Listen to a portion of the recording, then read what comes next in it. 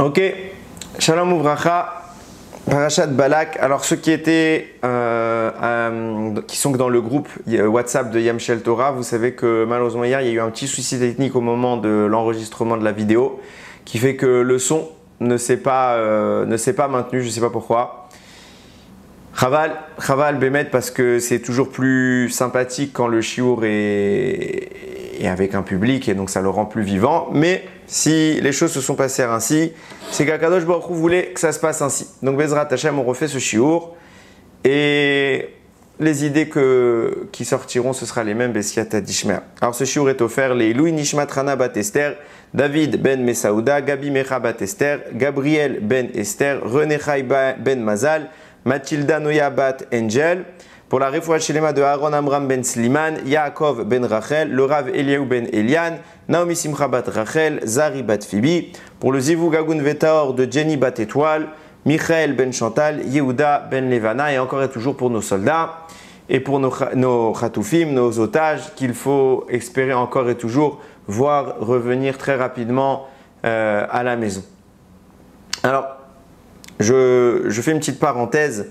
Comme vous voyez, je cite tout le temps un certain nombre de personnes avant. Il faut savoir que, je précise que le shiur est offert pour ces gens-là. Il faut savoir que Yamshel Torah, c'est une association. C'est une association qui, comme toutes les autres associations, vit de dons. C'est grâce à ça qu'on peut faire les shiurim. C'est grâce à ça qu'on édite des livres qui sont gratuits.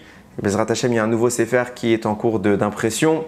Et c'est grâce à ça que personnellement j'ai de quoi manger, Bezrat Hashem, que ça puisse continuer. Donc c'est pour ça que je me permets encore et toujours de remercier toutes ces personnes qui, yom nous soutiennent.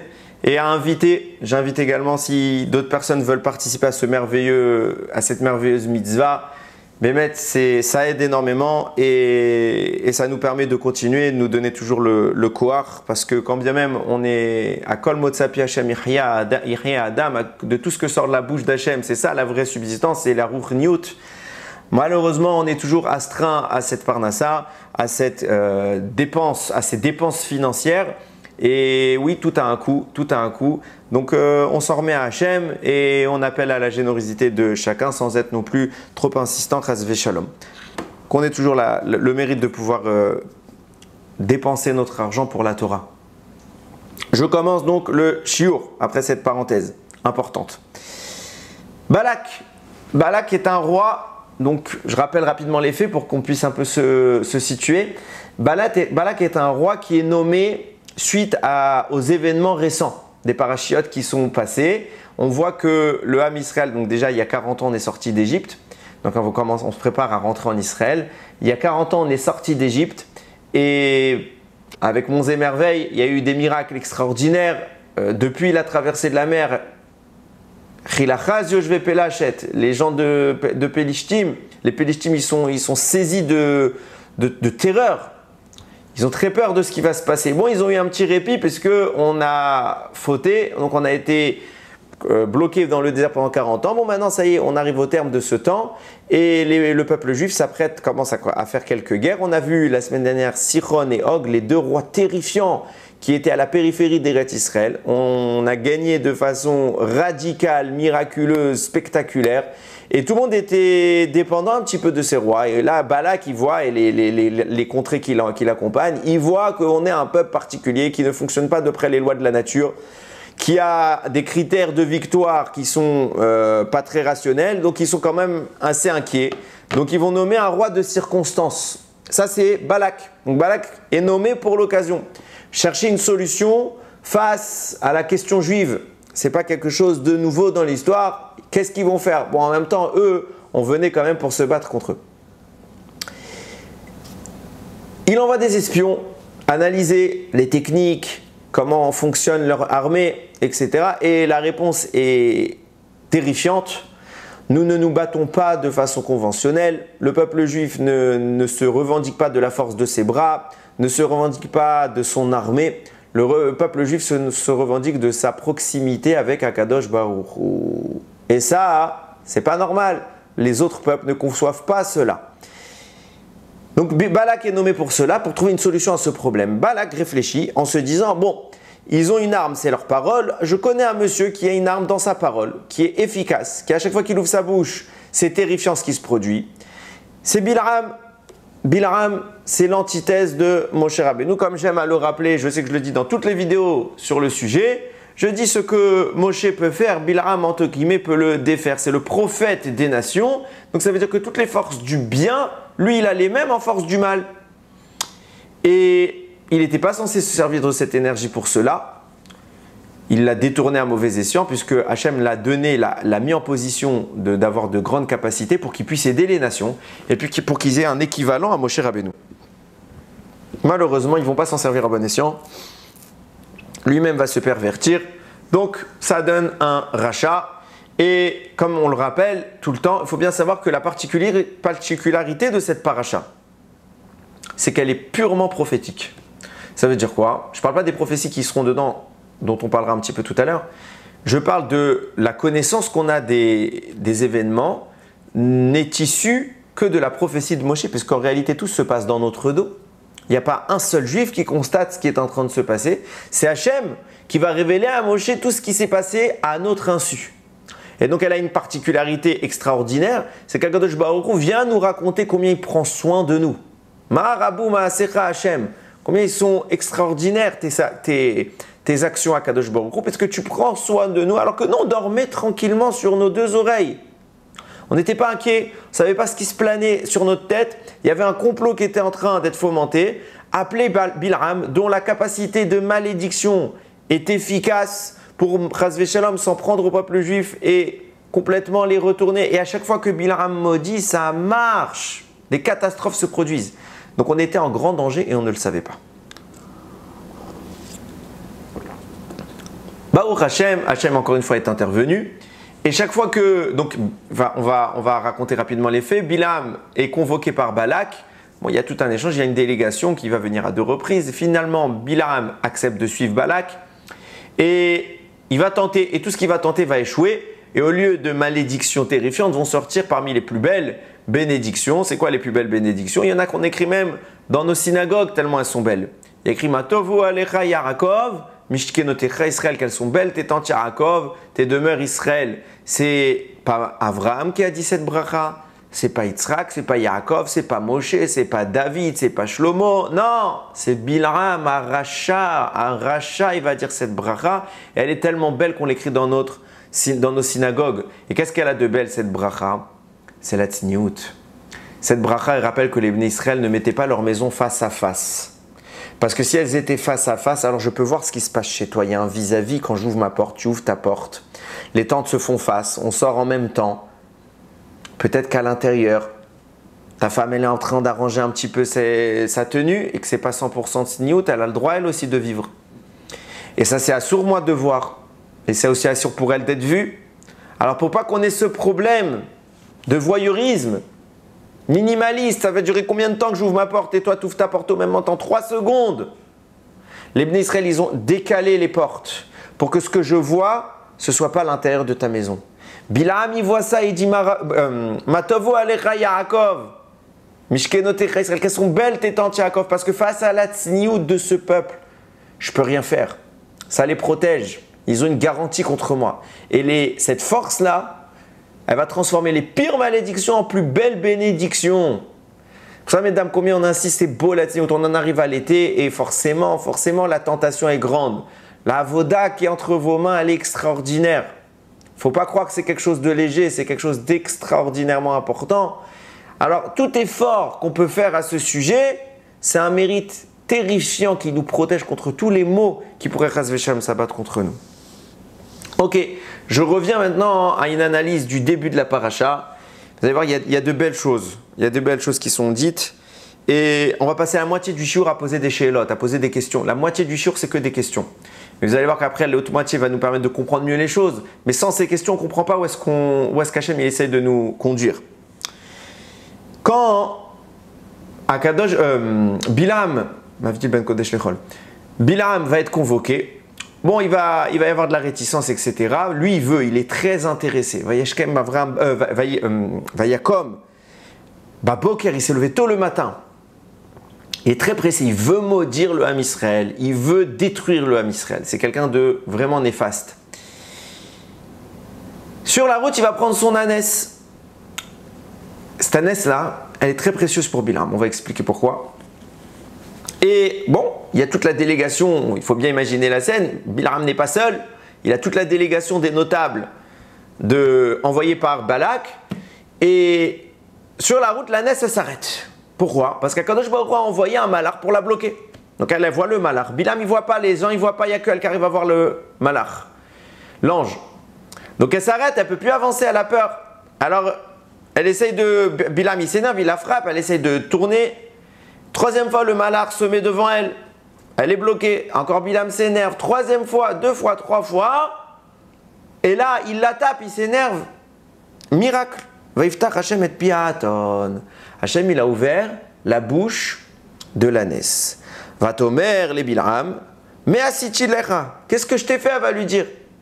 Ki kitani ze shalosh regalim. Parce que ça fait 3 fois que tu me frappes. Vayomer Bilam la aton. Il lui répond. Kitalaltbi. Parce que tu te joues de moi. Lou yeshri rev beyadi ki ata raktir. Si j'avais une épée entre les mains, je t'aurais déjà tué. Vatomer Aton el Bil'am, elle lui répond l'ânesse.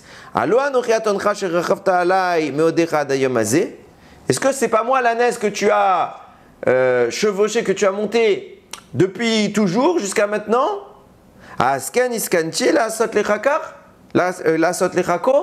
que c'est déjà arrivé que je te fasse un coup pareil? Vayomer lo, il a répondu non. En clair, si je te fais tout ça, j'ai une raison. Tu sais très bien que je ne fais pas ça d'habitude. On est dans une vraie scène de ménage et je pèse mes mots.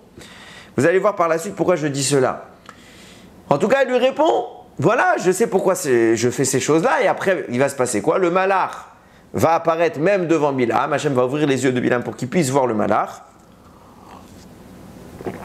Et il va y avoir cet échange, il va lui expliquer le malach, tout ce qui est en train de se passer. Oui, c'est moi qui ai bloqué l'ânesse, c'était pas elle le problème, c'était moi. Et donc, il va y avoir cet échange, vous lirez la suite de la paracha. On va s'intéresser un petit peu sur, non pas l'échange avec le malach, mais l'échange entre Bil'am et son ânesse.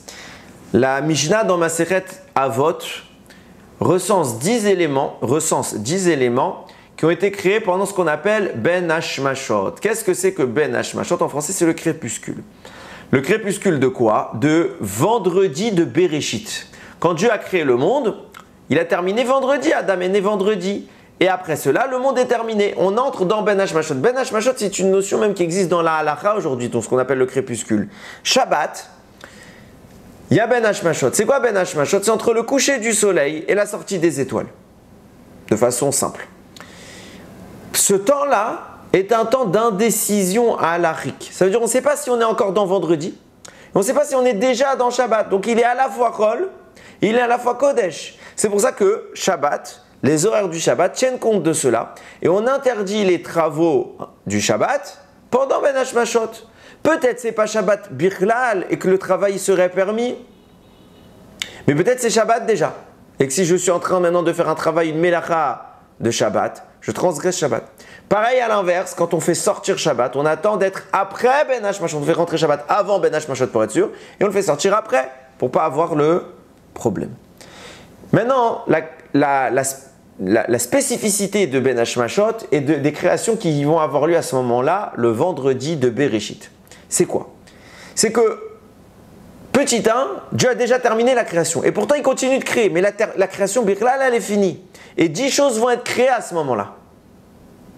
Parmi ces 10 choses, on a les Luchot, on a le bâton de Moshe, on a l'ânesse, on a le puits de Myriam, on a la bouche qui a absorbé, englouti Korach, etc., etc. Il y a 10 choses qui sont énumérées là-bas. Donc, c'est quoi la nature de ces éléments? C'est qu'ils sont à la transition entre les réalités. Qu'est-ce que je veux dire par là? On est dans un moment où Dieu, comme je l'ai dit tout à l'heure, il a terminé de créer le monde. Donc il ne devrait plus créer, pourtant il crée. Donc c'est une création qui n'est pas une création. Deuxième point, on est à la fois dans Shabbat et dans le Chol. On est dans le Kodesh et dans le Chol. On est dans le naturel et le spirituel.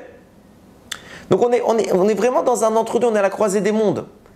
Quelle est la nature de ces éléments-là, de façon générale? C'est de comprendre que ces éléments-là, ils ont une caractéristique qui justement permet de transgresser les lois naturelles, d'être à la fois dans le Chol et dans le Kodesh, dans le naturel et dans le surnaturel. Le bâton de Moshe en est l'exemple le plus parlant. Moshe s'en sert pour réaliser des miracles dans un monde de nature. Donc vraiment, c'est des entités qui permettent, entre guillemets, de contredire la nature qui vient de terminer sa naissance. Ok. Sur cette base, j'ai une question qui est très simple, et ce n'est pas ma question. Elle est reprise par de nombreux commentateurs. Je comprends le bâton de Moshe qui fasse partie des 10 éléments, c'est quelque chose d'extraordinaire. Je comprends le puits de Myriam, c'est quelque chose d'extraordinaire. L'étape de la loi, quelque chose d'extraordinaire, etc., etc. Tout est extraordinaire. Tout ce qui est cité là-bas, c'est extraordinaire. Il y a une chose qui n'est pas extraordinaire. Pi Haaton, la bouche de l'ânesse qui se met à parler. Je m'explique pourquoi c'est pas extraordinaire. Bien sûr que c'est un miracle. Mais plus inutile que cela, à quoi il sert ce miracle? Il est tellement rachouv que Kadosh Baruch Hu, il dit, attends, dans la checklist qu'on a fait dans la Briat Haolam, il y a encore 10 choses absolument, attends, il ne faut pas qu'on les oublie ces choses. C'est quoi? Le bâton de Moshe, c'est le puits de Myriam, l'étape de la loi. Ouah, ça c'est vraiment, c'est important. Mais d'une ânesse qui va parler à Bilam, et en plus pour lui dire strictement rien, tu as besoin de faire une création particulière pour ça? Je m'explique. Qu'est-ce qu'elle a dit? On a lu les psukim. Elle va lui dire, j'ai rien fait. Voilà ce qu'elle lui a dit. Voilà ce qu'elle lui dit, rien de plus. Finalement, elle lui dit, pourquoi tu me frappes? Il lui dit, parce que tu m'embêtes. Elle dit, mais c'est pas ma faute. Voilà, une scène de ménage, on a besoin de créer un miracle depuis 5000, enfin à l'époque c'était pas 5000 ans, mais depuis 3000 ans. Il fallait tout prévoir. C'est tellement important que Dieu le fait à la fin. Et il le met au même niveau que les créations comme les louchot. Et il se passe quoi? Rien. Tu ne pouvais pas envoyer un malach directement. Pourquoi il faut que l'ânesse parle? De là on comprend quoi? On comprend qu'il y a une importance et qu'on ne sait pas ce qu'elle vaut cette parole de l'ânesse. Et c'est ça qu'on va essayer un petit peu de définir. Je vous ai dit que j'ai plein de questions, donc ça c'était la première. On va continuer. Deuxième détail qui attire notre attention. Quand l'ange il va apparaître, ça y est, on va ouvrir les yeux de Bilam. Il y a écrit, va tirer Ania Aton. L'ange, il explique à Bilam ce qui s'est passé. Va tirer Ania Aton. Elle m'a vu l'ânesse. Elle m'a vu, toi tu m'as pas vu. Va tête les fanailles. Donc elle a tourné, elle s'est écartée de la route. Zé Shalosh Regaim, ça fait 3 reprises. Oula Nateta mi panaï. Si elle s'était pas écartée, Kiata Gamotera Rakti Veota Echeyati. Alors, Echeyati, pardon. Toi, je t'aurais tué, elle serait en vie. Rachid dit, sur ce passage, il dit, sache qu'à Emet, elle aurait dû rester en vie et Bilam, elle aurait dû mourir. Et alors, pourquoi c'est elle qui est morte et Bilam, il est resté en vie? Il dit, pourquoi elle est morte? Parce que c'est une ânesse, donc c'est un animal, qui en public s'est mise à parler. Et elle a carrément humilié Bilam. Bilam qui est un monsieur très prestigieux. Tout le monde le connaît. C'est pas un gringalet qui débarque. Non, tout le monde l'invite, on a besoin de Bilam. C'est un monsieur Khachouv. Et une petite ânesse, elle se met d'un coup à lui parler, elle le remet à sa place devant tout le monde. Vous imaginez l'humiliation? Alors, il se serait passé quoi derrière? Ils auraient dit, t'as vu cette ânesse? Elle est divine. Ils auraient fait Avodazara. Alors pour éviter toutes ces choses-là, Hachem il a retiré l'ânesse. Ok. Ça nous explique pourquoi elle est morte. Mais qu'est-ce qu'il a dit le malach? Il a dit, c'est toi qui aurais dû mourir. Alors je ne comprends pas. Si la justification de l'ange, c'est que Bilam aurait dû mourir, alors pourquoi il n'est pas mort? Alors on m'a répondu hier, quand j'ai fait le shiur, il m'a dit, parce qu'il avait des choses à dire. C'est Eder. Donc ça veut dire que ce qu'il a dit, personne d'autre pouvait le dire? Ça veut bien dire que, imaginons, Moshe n'aurait pas pu recevoir. La preuve en est, c'est Moshe qui nous a révélé ses prophéties. Donc il pouvait les dire lui, les brachot. On avait besoin de Bilam. Pourquoi on a besoin de la Sheila en fait qui est cachée derrière tout ça? C'est pas mal. Si Hachem il a fait comme ça, qu'il l'a laissé en vie, c'est qu'en effet il devait faire lui quelque chose. Mais la question c'est pourquoi c'est Bilam qui doit les faire? Pourquoi ça doit passer par cette ânesse? Qu'est-ce qui se passe ici? C'est précieux, on nous dit. Il aurait dû mourir, mais tellement que l'enjeu est grand, Hachem fermez les yeux, il a laissé un peu plus longtemps en vie. Pourquoi? Il y a quoi? Qu'est-ce qui devait passer exclusivement par ce que je suis en train de raconter? On va commencer à réfléchir, mais vous allez voir que ce que je vais dire va plus poser de questions que de réponses pour l'instant. Vient le Mégala à Moukot, pas en rapport avec notre sujet, c'est un enseignement que j'ai eu l'occasion de répéter plusieurs fois. Il explique qu'il y a deux grandes forces du mal dans le monde. Deux ennemis principaux qui tirent leur source des mondes d'en haut. Ces deux ennemis principaux sont Esav et Ishmaël. Les nations qui vont naître de Esav, Édom, et Ishmaël, c'est Ishmaël. Ces deux entités viennent de sources célestes qui s'appellent Esav et Ishmaël, qui sont des forces qui sont vraiment, vraiment dangereuses pour le peuple juif. La Torah nous dit, concernant ces deux, d'abord c'est Chachamim et après on va expliquer. Ces deux forces-là, de Esav et Ishmaël, sont incarnées par des énergies célestes. Ces énergies célestes sont des effigies, des représentations qu'il ne faut pas concevoir comme nous les connaissons sur Terre, mais qu'il faut concevoir comme étant des sources spirituelles. La source qui représente Esav, c'est Shor, le taureau. Tandis que la source qui représente Ishmaël, c'est le Chamor, l'âne. Alors Ishmaël, ce n'est pas l'âne qu'on voit ici. Le taureau, Esav, ce n'est pas le taureau qu'on voit ici. C'est Bachamaïm, il y a une énergie comme ça. Il faut savoir qu'ils existent dans le mal autant qu'ils existent dans le bien. Comme on a pu le dire la semaine dernière, Zé, Leumadze, Asa Elokim, l'un en face de l'autre, Akadosh Baruch Hu les a faites. Donc tout ce qui existe dans le bien existe dans le mal et réciproquement. C'est tellement concret, ces énergies-là, ces représentations-là dont je parle, que la Torah nous interdit l'otacharosh beshor uvachamor riardav. Tu ne vas pas aller labourer ton champ avec un taureau et un âne ensemble. Sens premier, ça s'appelle Tsar Balechaim, tu vas faire souffrir un des deux. Pourquoi? Parce que le taureau, il est très puissant. L'âne, il est beaucoup moins puissant. Donc quand la charge du taureau va avancer, avec la force qui est la sienne, l'âne, il n'aura pas autant d'énergie que le taureau. Donc il va devoir forcer beaucoup plus. Et donc tu vas le faire souffrir, ça c'est assourd. Ça c'est le sens rationnel et moral que la Torah nous donne déjà. Même avec les animaux, il faut avoir une certaine morale. Sens plus profond, nous dit le Mégaléa Moukot. De quoi on parle? On parle de mélanger le taureau, Esav, l'entité spirituelle du taureau, avec l'âne, Ishmaël. Si tu les fais travailler ensemble, ces deux énergies-là vont s'unir et créer une source encore plus dangereuse qu'elles-mêmes, à savoir le Kélev, le chien. C'est qui le chien? C'est Amalek. Amalek est l'ennemi ultime du peuple juif. Il est quoi? Il est le composé des deux sources très dangereuses qui s'appellent Ishmaël et Esav. Malheureusement, Hachem prévient, mais ça s'est fait dans l'histoire. Ishmaël et Esav vont s'unir au travers de leurs descendants et de là va naître le peuple de Amalek. C'est pourquoi je vous ai dit ça, pour en arriver à ce que le Harizal nous révèle. Justement, le but c'était pas parler d'Amalek, ni du chien, ni du taureau, du moins pas tout de suite. C'est de parler de Ishmaël. Par quoi est représenté Ishmaël? Par l'âne, le Chamor. Nous dit le Harizal. Ishmaël est un homme qui a fait tchouva. Mais il a fait des avérots. Et il faut distinguer la notion de la tchouva et de la réparation. On peut regretter un acte, on peut s'engager à ne plus le faire, on peut se purifier de cet acte, mais on n'a pas nécessairement réparé l'acte. Exemple, le vol. Quelqu'un, il a volé Shimon. D'accord, il regrette. D'accord, il va demander Mechila. Mais tant que tu n'auras pas rendu l'argent, ça s'appelle toujours un vol. Tu n'as pas réparé.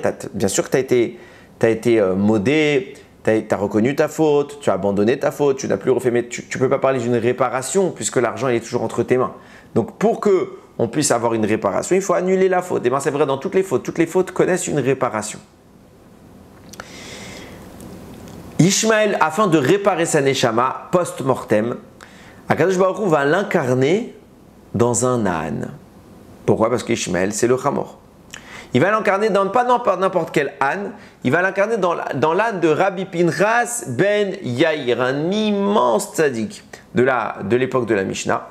Et la Torah nous raconte, la Gemara dans les Yerushalmi raconte l'histoire de l'âne de Rabbi Pinchas ben Yair.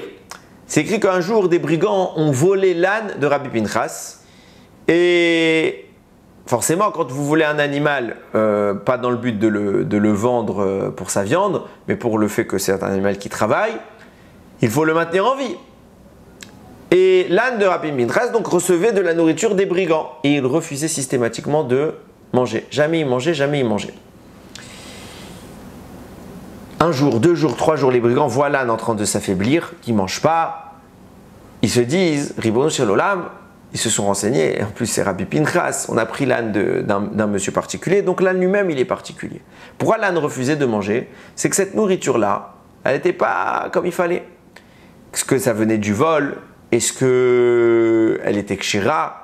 Est-ce qu'il y a eu les prélèvements qui doivent être faits dessus? Ça veut dire troumot, la trouma pour les kohanim, le maaser pour les lévim, etc., etc. Tant que tout cela n'est pas fait, on n'a pas le droit de consommer. Vient l'âne de Rabbi Pinchas et il dit, moi je ne mange pas. Au bout de 3 jours, les brigands en ont marre. Ils disent, moi, il ne nous sert à rien cet âne, on ne pourra jamais le revendre, il refuse de manger. Il va mourir si on le garde, autant le ramener chez son propriétaire. Donc l'âne est libéré et il retourne auprès de Rabbi Pinchas. Quand Rabbi Pinchas le voit, il le voit affamé, l'âne était en train un peu de faire du bruit. Il demande qu'on appelle, je pense qu'ils étaient dans une auberge, si je me rappelle bien, qu'on amène à manger à l'âne, il faut qu'il mange, il va mourir son âne. Et on amène à manger, et l'âne encore une fois refuse, il veut rien manger. Tout le monde est inquiet, qu'est-ce qui se passe? Pourquoi il ne veut pas manger? Alors Rabbi Pinchas, il pose des chélotes pour se rendre compte qu'au final, les troumot et les maasrot n'ont pas été prélevés comme il fallait. Alors l'âne ne veut pas manger, donc on a réparé tout ça, ils ont vite fait comme il fallait, et d'un coup l'âne s'est mis à manger. C'était tellement un âne particulier que Rabbi Zera dans la Gemara il dit, si les premiers hommes étaient des anges, alors nous étions de simples hommes. Nous sommes de simples hommes. Par contre, si les premiers hommes étaient des hommes, alors nous sommes des ânes. Et pas des ânes comme l'âne de Rabbi Pinchas, non, des ânes normaux. C'est-à-dire qu'on est moins que l'âne de Rabbi Pinchas. Vous imaginez la grandeur de cet âne.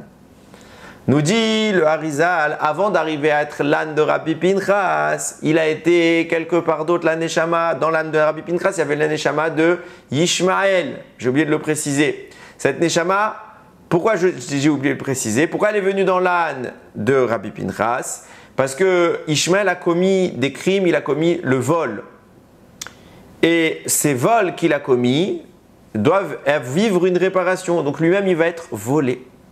Et il va refuser de consommer quelque chose qui provient du vol. D'où toute l'histoire quand on parle dans le Talmud.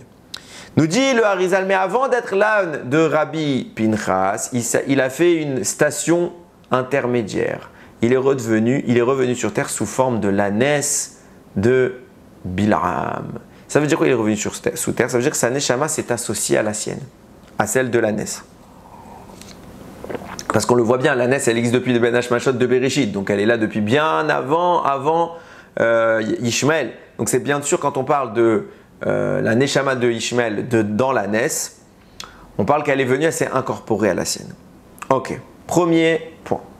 Deuxième point, vient le Rama Mipano nous donner une autre source, un autre mécor à l'âme qui était habitée par cette ânesse. On a bien expliqué que cette ânesse est très spéciale puisqu'elle a été créée Ben Hashmashot. Il y a une dame qui est évoquée dans la Torah, donc on ne raconte pas son histoire, mais c'est la Gemara qui raconte son histoire. Elle s'appelle Timna. Qui est Timna? Timna est une princesse. Une princesse. Là-bas, elle s'écrit Alouf Timna. À l'époque de Yaakov, la Torah va nous citer tous les princes périphériques à l'environnement de Yaakov, donc les princes de Esav, etc. Et là-bas, on va nous parler de Alouf Timna.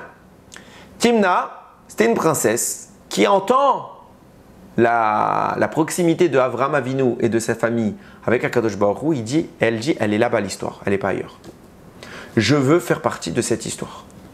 Je veux être proche d'Akadosh Baruch Hu, je veux connaître ce divin, je veux être proche de ceux qui étaient bénis de Dieu. Donc elle va frapper à la porte d'Avraham. Avraham la reçoit, voilà, je veux me convertir, non. Il dit non, désolé ma fille, on ne te convertit pas.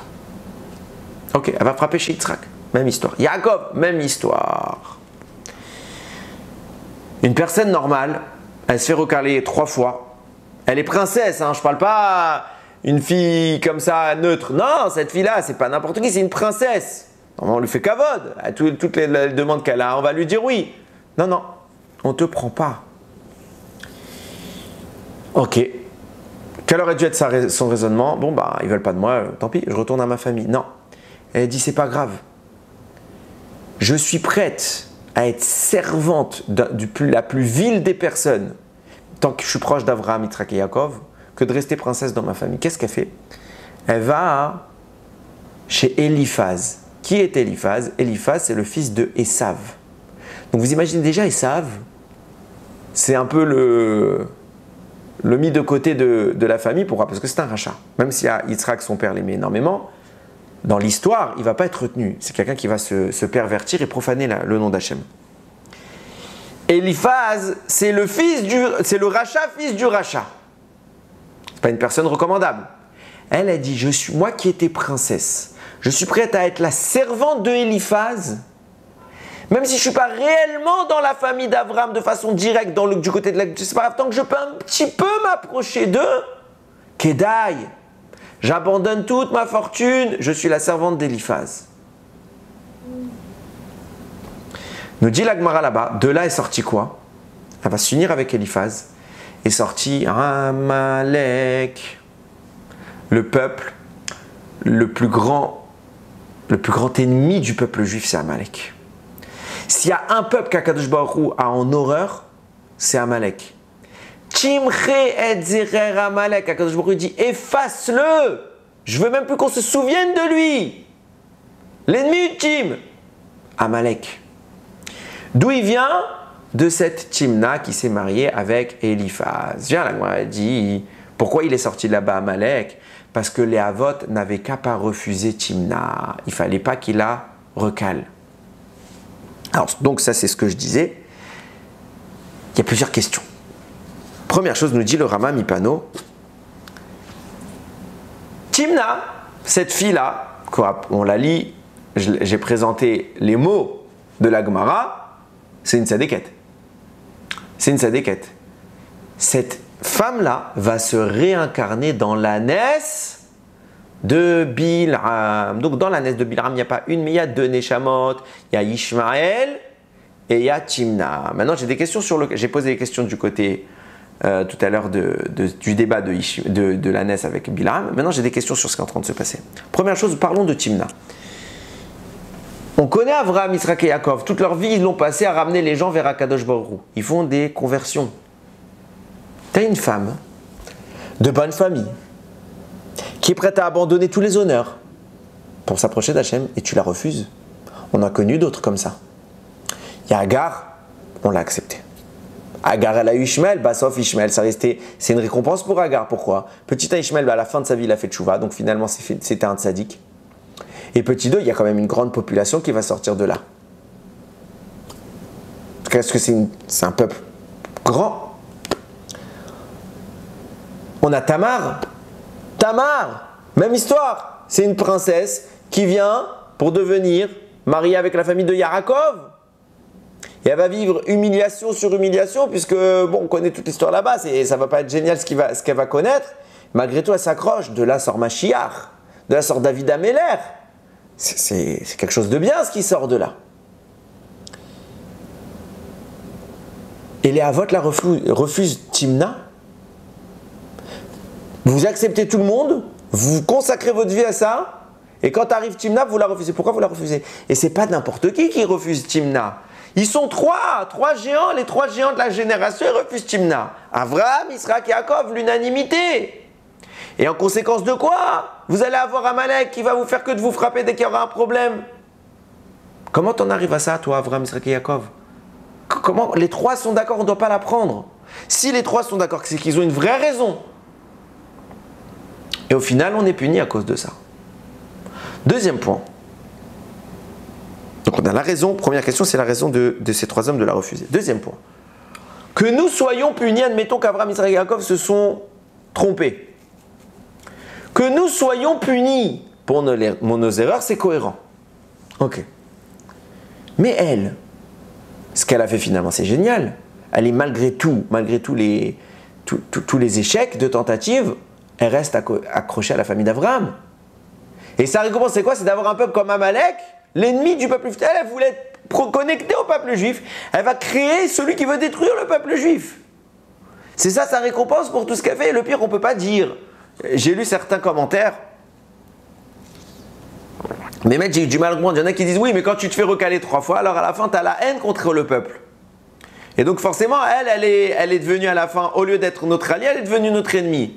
On ne peut pas dire ça parce qu'on dit qu'au final, elle s'est associée à Eliphaz justement parce qu'elle voulait rester proche de nous. Comment tu peux me dire par esprit de vengeance? Alors dans ce cas-là, tu veux t'éloigner de nous? Non, elle voulait rester proche. Elle a dit Kedaï que je sois une servante chez le recalé du recalé de la famille. Donc elle n'a pas de haine contre nous a priori. Comment tu peux la récompenser cette femme-là? En lui donnant Amalek. Donne-lui un peuple génial. Donne-lui une Neshama de Tzadik. Donne-lui un David Améler. Donne-lui quelque chose. Rien. Amalek. Timché. Efface-le celui-là. On a du mal à comprendre. Troisième point sur ce passage, il y a un micmac, il y a une tchakchouka qui est en train de se faire là. On a dans la Nes qui vient de Ben Hashmashot, qui a été créée depuis Bereshit, qui est extraordinaire, miraculeuse, tout ce que tu veux. On a la Neshama d'un premier, c'est Ishmaël. On a la Neshama de Timna. Pourquoi tout ça? Pourquoi Kadosh Baruch Hu il les a mises là? On est en train de faire le tikkun de ces Neshamot. Comment il y a un tikkun ici? Quel est le rapport? Il faut que ce soit cohérent. Où il est le lien entre tout ça? On continue. Il y a écrit, je continue dans les questions pour l'instant. Quand Akadosh Baruch Hu autorisera Bilam, a autorisé Bilam à partir, il écrit Vayakom Bilam Baboker Vayachavosh et Atono. Bilam s'est levé tôt le matin et il a attelé lui-même, il a sanglé son ânesse.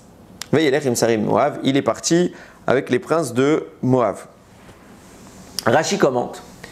Il dit, on voit qu'il y a une similitude entre les psukim. Il y a écrit, Bilam s'est levé tôt le matin, il a sanglé son ânesse. Il y a écrit la même chose avec Avram au moment de la Kedat Yitzhak.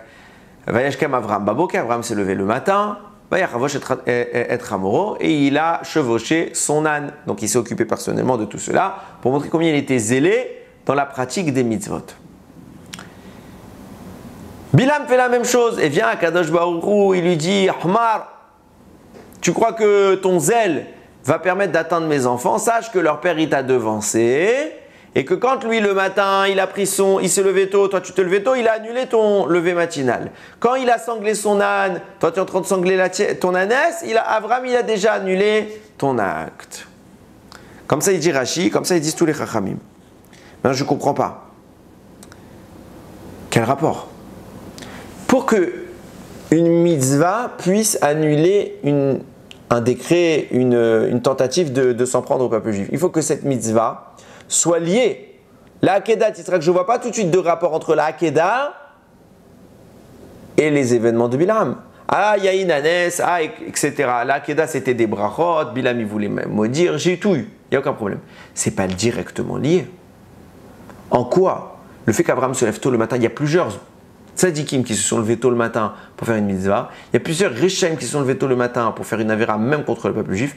Et on n'a pas dit, ah les tzadikim ils se sont levés tôt et toi tu t'es levé tôt donc on annule.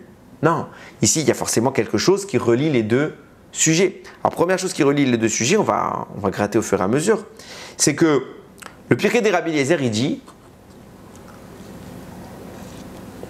l'âne qu'Avraham a chevauché pour aller faire la Kedat Yitzhak, cet âne il est très spécial puisqu'il va rester en vie très longtemps jusqu'à la fin des temps.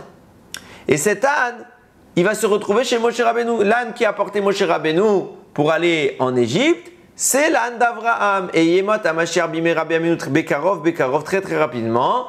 Le Mashiach viendra sur le dos d'un âne. C'est quel âne? Le même qu'Avraham. Vient nous dire le Pirkei des Rabbi Eliezer. Pourquoi il est spécial cet âne? Comment ça se fait qu'il porte le Mashiach? Comment ça se fait qu'il existe aussi longtemps? Parce que l'âne en question, c'est le fils de l'ânesse de Bilam. C'est le fils de l'ânesse de Bilam. Donc on a un lien qu'on n'a pas encore expliqué, mais qu'on constate, qui relie les événements de Bilam avec ceux d'Avraham et la Hakeda, l'âne. L'âne, c'est le produit de ce que fait Bilam. Même si ça a eu lieu avant. Qu'est-ce qu'on est en train ici d'essayer de voir? Je vais plus loin encore. Vient le Yalkut Réouveni. Il cite un commentateur qui s'appelle le Gali Razia.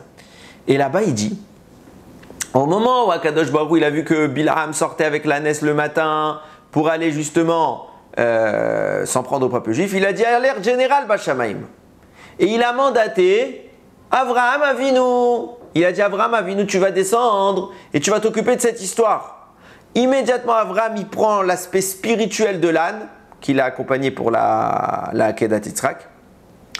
Et il descend Baaretz. Et d'après cet avis-là, l'ange que l'ânesse a vu et que Bilham a vu, c'est Avraham qui était sur son âne.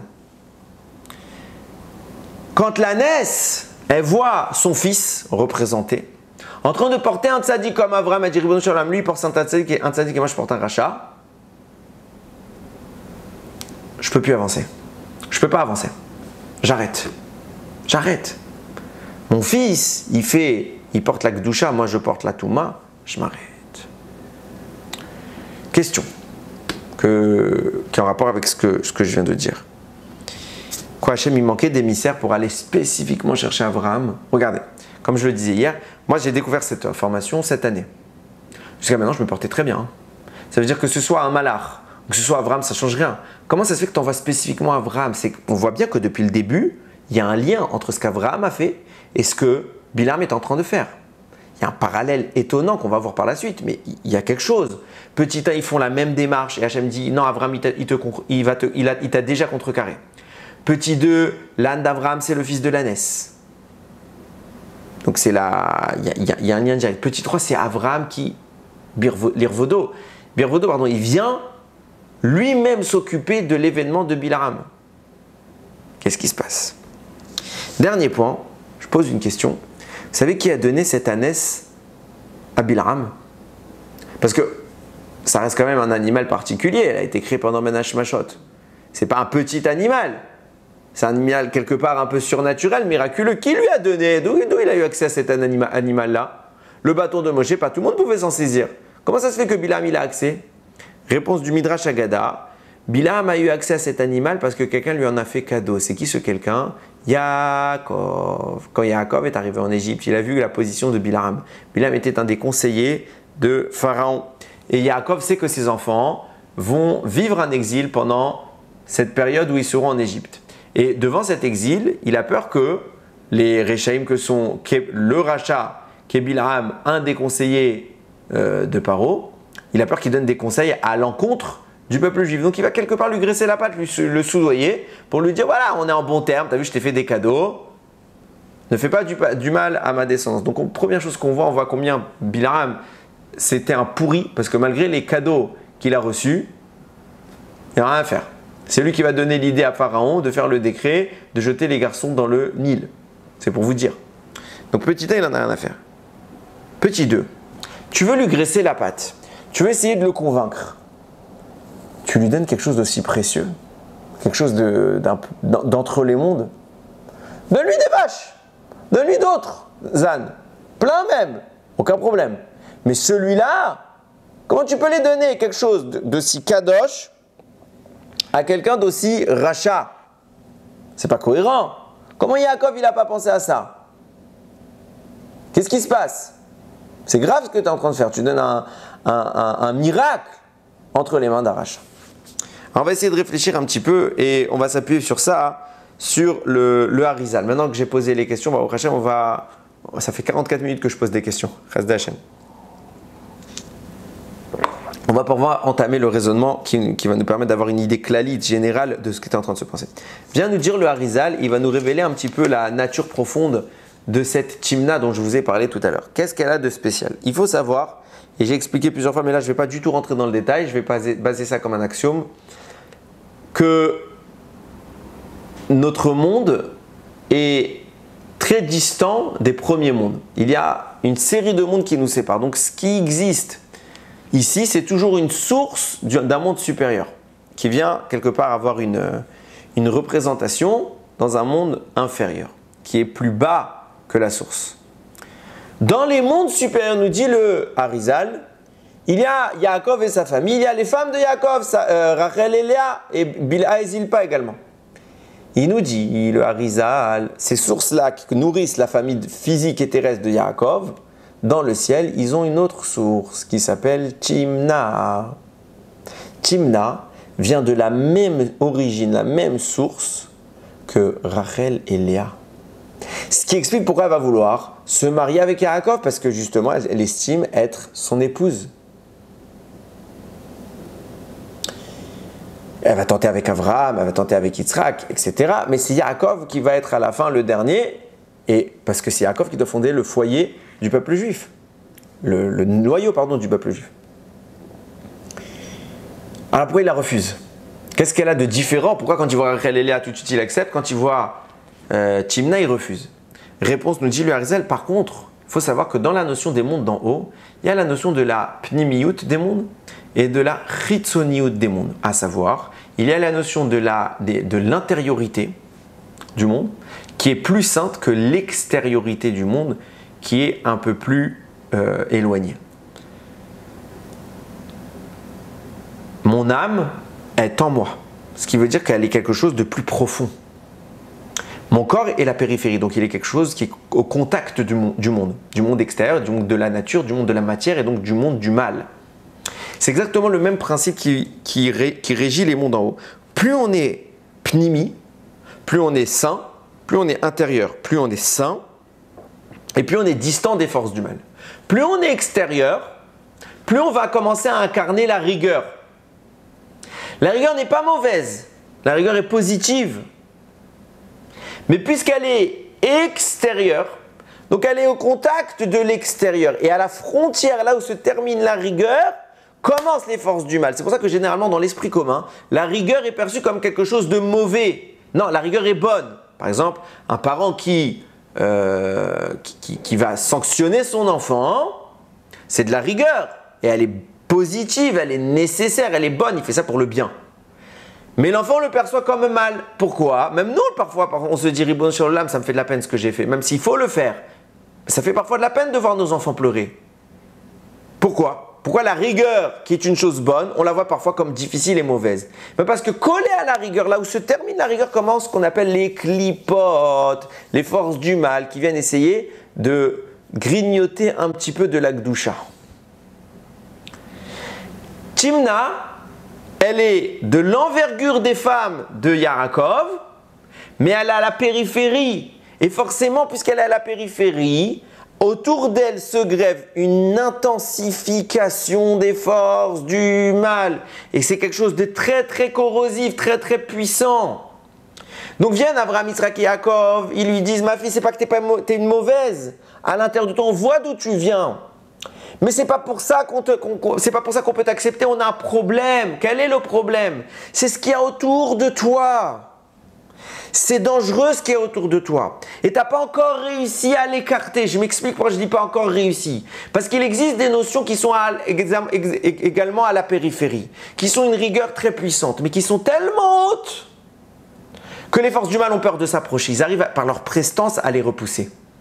Timna est très sainte, mais elle n'est pas encore arrivée au moment où par sa simple présence, même si elle est de la rigueur, les forces du mal ne veulent pas s'approcher d'elle. Donc encore aujourd'hui, quand elle arrive devant les Havot, elle a une source en elle qui est impure. Pas elle est pure. Mais elle n'a pas réussi à écarter l'impureté qui la suit partout. Donc viennent Abraham, Yitzhak et Yaakov, ils disent, c'est pas toi le problème, c'est ce qu'il y a autour de toi. Et ça c'est dangereux, pourquoi? Parce que ça va infiltrer notre descendance, ça va infiltrer nos enfants. Et de là vont naître des enfants qui vont malheureusement être poursuivis par les forces du mal, les forces de l'accusation. Et ça, on ne peut pas se le permettre. À Mavdil, c'est comme si je disais quelqu'un, votre enfant vient vous présenter son futur marié ou sa future mariée. Un bon parti, quelqu'un de très bien. Sauf qu'il a une maladie très grave. Maladie qui peut se transmettre génétiquement, mais très très grave. Très très très très très grave. Faisant que les enfants qui vont sortir de là vont être très atteints. Très atteints. Est-ce que vous, parents, même si la personne elle est très bien, est-ce que vous voulez vraiment qu'ils se marient les enfants et que les enfants qui vont naître, on ne parle pas de peut-être. Ils vont être obligatoirement impactés par cette maladie qui va pas leur permettre d'exister comme il faut. C'est pas évident. Et c'est ça le raisonnement C'est ça exactement le raisonnement d'Abraham Yitzhak Yaakov. C'est pas que toi on t'aime pas. C'est pas que toi tu es un problème. C'est ce qu'il y a autour de toi qui va entrer dans notre famille et qui va provoquer des risques. Et ça on peut pas se le permettre. On peut pas se le permettre. Ah, vous allez me dire, bah, ils ont raison. Pour que vous puissiez concevoir à quel point Timna c'est pas quelque chose de tamé. C'est quelque chose de tahor. Nous dit le Harizal ailleurs. On sait que la Torah, c'est pas une histoire. Elle est habillée sous forme d'une histoire, mais en réalité, la Torah, nous dit le Ramban dans l'introduction sur la Torah, la Torah, c'est une combinaison des noms d'Akadosh Baruch Hu. C'est une gdusha extrêmement grande. C'est une combinaison des noms d'Hachem. Et tout ce que tu vois dans la Torah, sache qu'en réalité, c'est des émanations du divin. Et le Harizal va nous révéler l'origine de Timna. Où elle est insinuée dans la Torah, et quand on trouve une insinuation d'un personnage dans la Torah, ça nous qualifie l'essence qui l'anime. L'essence qui anime Timna nous est révélée par David Améler dans le Télim que tout le monde connaît et qu'on chante tout le temps. Torah Hashem Temima. Je lis le pasuk entier. Torah Hashem Temima, Beshivat Nefesh Edut Hashem Neemana Markimat Peti. Torah Hashem Temima, la Torah d'Hashem elle est parfaite, mais Shivat Nefesh elle réconforte l'âme. Et d'où Hachem, Neemana, le témoignage d'Hachem, il est fidèle, il est authentique, véridique. Markimat Peti, il donne de la sagesse à celui qui est simple. Dans ce passouk est insinué Timna Oussa, nous dit le Harizal. Prenez les initiales de Temima, Tav, Meshivat, Mem, Nafesh, Nun, Aedut, Aïn, Timna, Tet, Tav, pardon. Même Nun Aïn, ça vous fait Timna, Temima, Meshivat, Nafesh, Aedut. Ce qu'on nous dit que la Torah elle est parfaite, qu'elle a un témoignage véridique, etc. C'est quoi? C'est Timna.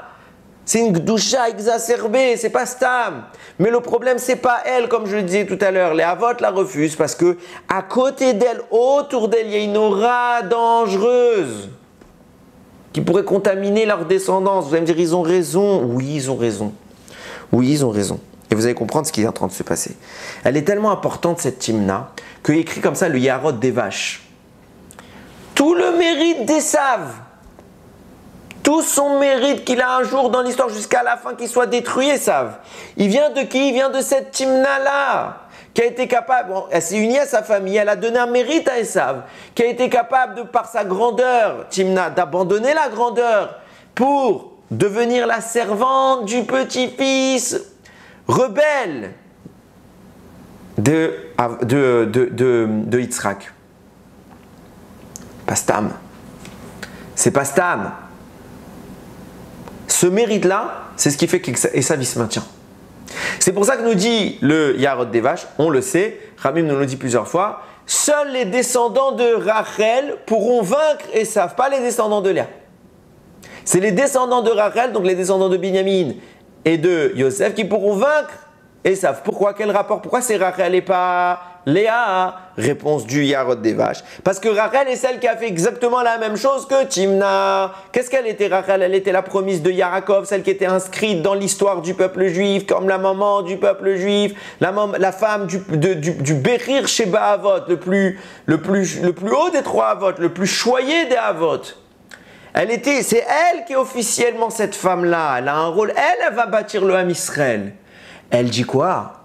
Elle dit, moi, je dois bâtir le Ham Israël. Et elle voit sa sœur pleurer. Elle dit, j'abandonne tout. Mon père a mis Léa. Si, au moment du mariage, je dénonce Léa, Léa se fait humilier. J'abandonne tout. Je suis effacé, parce qu'à ce moment de l'histoire, elle ne sait pas qu'elle va malgré tout se marier. Qu'on m'efface, mais que ma sœur ne pleure pas. Elle a été pas capable de monter, de descendre depuis toute sa hauteur, tout en bas, de tout perdre. Comme elle a fait Timna. Donc le mérite de Rachel est seul qui peut contredire ça, parce que Esav profite du mérite de Timna. Maintenant qu'on a compris ça, réapparaît la question que j'ai posée tout à l'heure, la question du mérite. On voit que Timna, finalement, c'est une personne extraordinaire. Elle est très haute, c'est pas de sa faute tout ce qu'il y a autour d'elle. Et malgré cela, elle accepte la décision des Avot, elle se soumet, elle est prête à tout abandonner. Récompense à Amalek, Pareil, les Avot, on voit qu'ils ont raison, Bassof, à émettre, ils ont raison de refuser Timna. Vous auriez accepté, vous? Non? On veut pas? Pas parce qu'on n'aime pas la personne, parce qu'on craint pour la suite? Et on a une bonne raison, on parle de raison ici médicale. Là, il y a la médecine du corps, il y a la médecine de la Neshama. Abraham, Yitzhak et Yaakov, ils savent le risque que ça représente. Alors ils disent non. Alors comment ça se fait que la récompense pour tout ça, c'est Amalek, pour Etimna et les Avot? Alors, pour répondre, je vais rappeler quelque chose. C'est un principe qu'on voit à plein de fois dans la Torah. Ok, donc je ne vais pas tous les citer, mais je vais choisir juste un élément que tout le monde connaît pour pouvoir le donner en exemple et que tout le monde puisse facilement se familiariser à ça. On voit que Sarah, à l'époque, elle est stérile, elle n'arrive pas à avoir d'enfant. Qu'est-ce qu'elle fait? Le temps passe, 90 ans elle a. Avant 90 ans, elle a décidé ça. Mais elle voit le temps passer, elle est âgée, elle voit son mari vieillir. Ribono Shel Olam, Avraham Avinu, c'est le premier qui t'a reconnu sur terre, qui te fait connaître dans l'esprit des hommes. On ne peut pas le laisser sans descendant. Elle est prête à, encore une fois, elle aussi, elle abandonne tout. Elle dit, c'est pas grave. Qu'est-ce qu'elle dit à Avraham? Vatomer Sarah yel Avraham. Sarah s'adresse à Avraham. Inena tsarani Hashem miledet. Hashem m'a retenu d'avoir des enfants. Bona el shifrati ula ibane mimena. Va avec Agar, ma servante, qui elle aussi a abandonné toute la royauté d'Égypte pour devenir la servante de Sarah, parce qu'elle a dit combien elle est belle, la proximité avec Hachem. Prends-la et marie-toi avec elle, et au moins que tu as un enfant. Au moins que tu as un enfant. Elle se sacrifie. Et regardez ce qu'elle dit. Elle dit, Oula ibane mimena. Peut-être serais-je construite grâce à elle. En clair, elle a une intention cachée derrière tout ça. Elle dit, si toi, tu te maries avec elle, peut-être que moi aussi j'aurai un enfant. Sens premier, rapporté par Rashi, c'est que c'est une souffrance. Quelle femme est capable de dire à son mari, bon tu sais quoi, va voir ailleurs. On n'a pas d'enfant, va voir ailleurs. Pour au moins que tu aies un enfant. Et on ne parle pas d'un aspect ici, Chas v'Shalom, de débauche. Non, va voir ailleurs, au moins que tu es Avraham. Il faut que la connaissance du divin se poursuive, elle ne va pas mourir avec nous. Alors l'Irvod Hachem, je consens à m'effacer. Cette souffrance-là est un mérite tellement grand qu'il pourrait annuler, il dit Rashi, il peut annuler l'impossibilité pour Sarah d'avoir des enfants. Mais vient le Harizal, il va plus loin. Il pose une question, il dit, mais d'accord, mais pourquoi jamais il fait Betsura Kazot comme ça? Pourquoi il met la situation où il faut absolument qu'on passe par Agar? D'accord, tu veux que les Avot ils aient du mal, tu leur as promis des enfants qui aient du mal, qui prient, ok, c'est d'air. Il y a des choses à réparer, ok, mais pourquoi passer par une autre femme? Et que, comme elle le dit Sarah, c'est le seul moyen que j'ai un enfant. C'est le seul moyen. Quel est le rapport? Réponse, le Harizal rappelle, et c'est dans plein d'endroits, c'est qu'Abraham est le premier qui va commencer à repousser les effets négatifs de la faute. Depuis le début de la création du monde, les hommes faute, on accumule un climat d'impureté. Et le premier qui refuse ce climat d'impureté, c'est Abraham. Maintenant, Abraham, il est le fils de Réchaïm, et lui-même, il a été impacté par cette impureté. Il faut la chasser, cette impureté, et il sait ce que c'est que la difficulté de chasser cette impureté. C'est pour ça que quand Timna va venir, il ne va pas vouloir cette impureté autour. Environnante qui rentre dans la famille. Donc il commence à faire le travail, il fait des efforts, il se rapproche. Mais maintenant, il y a un moment, certes il va prendre le traitement, mais il a une tumeur. Il a une tumeur dangereuse qui correspond à de l'impureté. Il faut enlever cette impureté. Qu'est-ce qu'il fait? Qu'est-ce que Sarah lui donne comme solution? Et Sarah va lui expliquer à Abraham. On ne peut pas apporter la Neshama qui s'appelle Yitzhak. Pourquoi? Parce que cette Neshama n'est pas compatible avec l'impureté que toi tu connais aujourd'hui et que moi aussi je connais. Donc il faut absolument qu'on arrive à évacuer cette impureté. Même si on se rapproche d'Hachem, on a une limite dans notre rapprochement. Pourquoi? Parce qu'on a une maladie spirituelle qui est l'impureté du serpent. Et c'est ça qu'il faut enlever. Maintenant, pour enlever cette impureté, on va fonctionner par attraction. Moi, Sarah, je suis une sadéquette. Moi, j'ai fait l'effort de me raffiner. Toi, tu as fait l'effort de te raffiner. Ni toi ni moi ne sont maintenant en mesure d'enlever cette impureté parce que c'est plus notre monde. C'est plus notre monde. Il faut quelqu'un qui est en rapport avec ce monde pour faire réagir cette impureté. On a Agar. Pas qu'Agar est une mauvaise. On a vu que c'est une sadéquette. Mais elle n'est pas aussi haute qu'Avraham et Yitzhak. Avraham et Sarah. Donc elle peut encore agir avec cela. Quand tu vas t'unir avec elle, la partie Kdosha qui est en toi, elle ne va pas vraiment à 100% réagir avec Agar parce qu'Agar ne peut pas monter à ce niveau. Avec quoi Agar va réagir? Avec la partie plus basse de toi, la partie que tu n'as pas encore réussi à enlever. Cette partie, c'est l'impureté que tu hérites depuis la faute d'Adam Arishon. Elle peut réagir dessus. Donc en s'unissant avec toi, Abraham, ce qui va réagir au niveau de vos Neshamot, c'est la partie qui correspond à Agar. Et cette partie-là, c'est ce qui m'empêche d'avoir des enfants, parce que nous, on doit réagir qu'en haut. Donc Abraham va s'unir avec Agar de là, la partie impure d'Abraham va sortir et va faire naître Ishmaël. Ah, vous allez me poser la même question. Agar a fait du travail bien et elle a un rachat, enfin, elle a pas la descendance d'Abraham. Alors Ishmaël, première chose, c'est pas un rachat. Il a commencé rachat, il a fait tchouva. Il a fait tchouva. Et deuxième chose, vous allez voir que c'est pas si mauvais. Et ça se continue après ce système-là, ce processus, ça se continue avec Yitzhak qui va avoir Rivka qui va devoir enlever la deuxième partie négative qui est Esav. C'est pour ça qu'Esav sort en premier et après sort Yaakov qui va sortir intègre. Pourquoi je vous ai raconté tout ça? Pour vous expliquer le mécanisme. Ça veut dire que le mécanisme que je suis en train de raconter qui se reproduit dans d'autres endroits dans la Torah, c'est exactement ce qui va se passer avec l'ânesse de Bilam. Écoutez bien, écoutez bien. Et avant d'arriver à l'ânesse de Bilam, c'est ce qui s'est passé avec Timna. Timna, Avraham, Yitzhak, Yaakov lui disent « Mais toi, tu as de la Gdusha en toi. Mais en t'unissant avec nous, on ne pourra rien faire sortir de toi. Pourquoi? Parce qu'il faut d'abord que tu enlèves l'impureté qui est en toi. Comment tu vas enlever l'impureté qui est en toi? Est-ce que moi je peux te l'enlever, Abraham? Non. Est-ce que Yitzhak peut te l'enlever? Non. Est-ce que Yaakov peut te l'enlever? Non, parce qu'eux, ils réagissent qu'avec la pureté. Il faut quelqu'un qui est impur, qui puisse s'unir au niveau de la Neshama avec toi et qui lui va pouvoir faire sortir ce système-là. C'est qui? Il faut quelqu'un d'impur, Eliphaz. Elle va avec Eliphaz et le substrat du mal qui l'entoure se décolle, du moins en partie, et va naître, va germer une concentration terrifiante de mal qui s'appelle Amalek. Ah, on a dit, mais comment elle peut être récompensée d'avoir Amalek? Mais c'est le plus beau cadeau qu'on pouvait lui faire. Pourquoi? Parce que maintenant Amalek n'est plus en elle. Il est en dehors d'elle. Il n'est pas chez nous, pour nous aussi c'est un cadeau parce que ça fait partie de la réparation de la faute d'Adam. Il n'est pas chez nous, il est en dehors de chez nous. À Mavdil, encore une fois, quelqu'un qui rase Veshalm, il a une tumeur et le médecin il va lui enlever la tumeur. Il va lui donner la tumeur vers cadeau. C'est un cadeau, une tumeur. Oui, quand il est plus à l'intérieur de mon corps, c'est un cadeau. C'est le fait que je l'ai expulsé de mon corps, le cadeau. Que je puisse le voir de mes yeux en face de moi. Ça signifie bien qu'il n'est plus en moi. Et ça, c'est quelque chose pour lequel je peux louer à Kadosh Baruch Hu toute ma vie. Donc quand on dit que Timna, comment ça se fait que Timna a été récompensée d'avoir Amalek? Baruch Hashem, elle a eu Amalek parce qu'elle a voulu s'éloigner des forces du mal. Amalek maintenant ne fait plus partie d'elle, il est extérieur à elle.